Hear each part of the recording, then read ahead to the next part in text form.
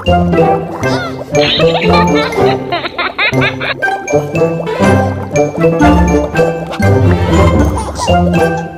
சின்ன ஊர்ல ஒரு விவசாயிக்கு சாரான்னு செல்ல மகள் ஒருத்தி இருந்தா.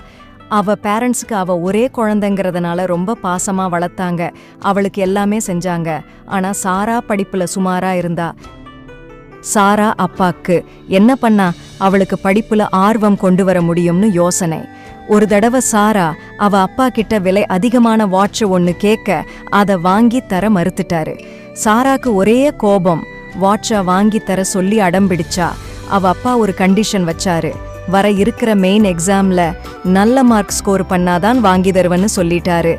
இப்போ சாரா அவாசப்பட்ட வாட்சுக்காக நல்லா படிச்சா. படிப்புல அதிக ஆர்வம் காட்டினா. நல்லபடியா எக்ஸாமையும் எழுதுனா. இப்போ சொல்லுங்க, சாராவோட அப்பா கண்டிஷன் போட்டது சரிதான? பசங்களை ஒழுக்கம் சார்ந்து வளர்க்க பெற்றோர்கள் ஆகிய நாம தான் முடிவு எடுக்கணும். நீங்க எப்படி பெற்றோர்களே?